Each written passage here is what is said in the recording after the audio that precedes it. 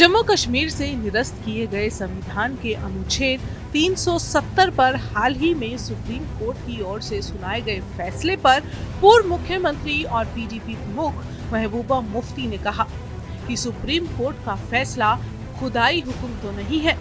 हम उम्मीद नहीं खोएंगे और अपनी लड़ाई जारी रखेंगे। फैसला आने से पहले सुप्रीम कोर्ट पर विश्वास रखने वाली मुफ्ती का बयान पहले आपको सुनाते हैं। 370 आज तक हम कह रहे थे कि ऐसी कि सुप्रीम कोर्ट का हम दरवाजा खटखटाने पर आपको उम्मीद थी, अब वो उम्मीद खत्म हो चुकी है। अब नेक्स्ट क्या? व्हाट नेक्स्ट क्या है? हमको हिम्मत नहीं हारनी है।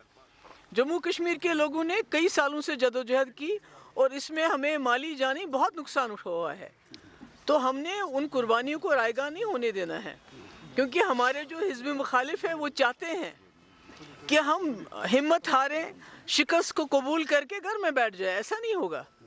हम आखिरी दम तक जदोजहद करेंगे और इंशाअल्लाह, जो मैं बार बार कहती हूँ, जो हमारा खोया हुआ वकार है उसको सूद के समेत हासिल करेंगे। ये सुप्रीम कोर्ट कोई नौज़बिल्ला खुदा साहब तो नहीं है। कभी कभी सुप्रीम कोर्ट के बहुत सारे फैसले ऐसे हैं जो इसी सुप्रीम कोर्ट ने एक बार ये कहा था कि 370 को नहीं हटाया जा सकता है कॉन्स्टिट्यूंट असेंबली के रिकमेंडेशन के बगैर। वो भी जजेस थे, वो भी बड़े ही बाइज्जत जज थे। आज किसी जज ने और कोई फैसला दिया तो इसको तो हम खुदाई हुक्म तो नहीं मान सकते हैं। हमने तो जदोजहद जारी रखनी है। अब मुफ्ती के इस बयान पर हरियाणा के गृह मंत्री अनिल विज ने कड़े शब्दों में निंदा की है और मुफ्ती के बारे में क्या कह डाला, ये सुनिए।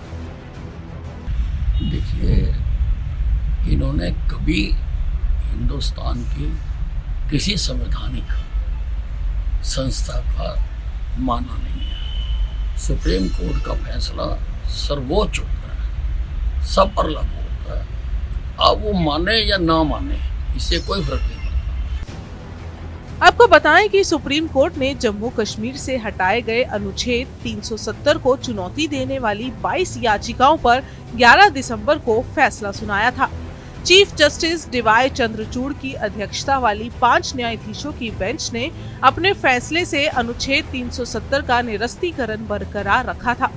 कोर्ट ने कहा था कि अनुच्छेद 370 एक अस्थायी प्रावधान था और राष्ट्रपति के पास उसे रद्द करने की शक्ति। इसी के साथ सुप्रीम कोर्ट ने निर्देश दिया था कि जम्मू कश्मीर का पूर्ण राज्य का दर्जा जल्द दिया जाना चाहिए और 30 सितंबर 2024 तक राज्य में चुनाव करवाए जाने चाहिए। अब महबूबा मुफ्ती और भी कई बड़े नेता सुप्रीम कोर्ट के इस फैसले को नाराज हैं और मानने के लिए तैयार नहीं। जहां देश में सुप्रीम कोर्ट के इस फैसले का लगभग एक बड़ा हिस्सा स्वागत कर रहा है, वहीं धारा 370 हटने का विरोध कश्मीर में जारी है। 370 की निरस्ता को रद्द कर फिर से बहाल करने पर अड़े ये नेता हार मानने को तैयार नहीं है। लेकिन 370 का रद्द होना ये तो सुप्रीम कोर्ट अब तय कर चुका है। आपकी इस बारे में क्या राय है, हमें कमेंट करके साझा जरूर करें और अपडेट्स के लिए चैनल को लाइक और सब्सक्राइब करना बिल्कुल न भूलें।